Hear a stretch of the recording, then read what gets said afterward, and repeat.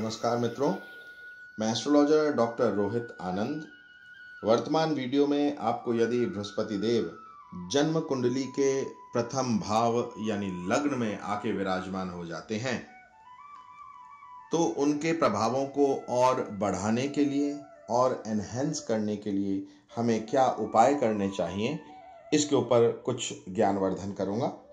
प्रथम भाव के अंदर यदि बृहस्पति विराजमान हैं तो आप बुध से संबंधित जो वस्तुएं हैं, हरी मूंग हो गई साबुत, हरा वस्त्र हो गया, बकरी हो गई, केसर, हल्दी, पीले फूल, शक्कर या चीनी जिसको आप कहते हैं, ये सब चीजें आप यदि दान करते हैं तो बृहस्पति का प्रभाव और अच्छा हो जाएगा।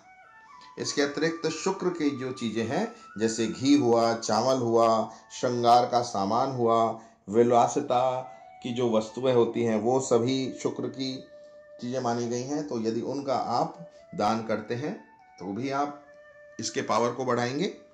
इसके अतिरिक्त शनि की वस्तुएं यदि आप दान करते हैं जैसे तिल, तेल, उड़द, भैंस, काले कपड़े, लोहे की वस्तुएं और दक्षिणा यदि आप देते हैं तो भी आप बृहस्पति के जो प्रभाव हैं उसको अच्छा कर लेंगे। इसके अतिरिक्त गौ सेवा करते हैं यदि आप और अछूत लोगों को दान देते हैं, उनके लिए कोई वस्तुएं जो उनके काम की हैं वो उनको दान में देते हैं तो भी आप बृहस्पति के प्रभाव को और अच्छा कर सकते हैं।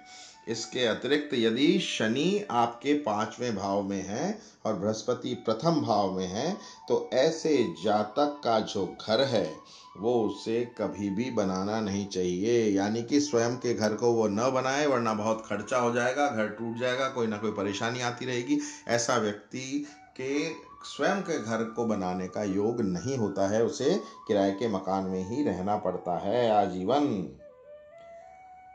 और यदि शनि आपके 9वें भाव यानी कि भाग्य भाव के अंदर शनि है और बृहस्पति प्रथम भाव में है तो ऐसे व्यक्ति को शनि से संबंधित जो वस्तुएं हैं जैसे कि लोहे की मशीनरी हो गई, स्टील की मशीनरी हो गई, ये नहीं खरीदनी चाहिए वरना निश्चित रूप से उसे घाटा उठाना होगा।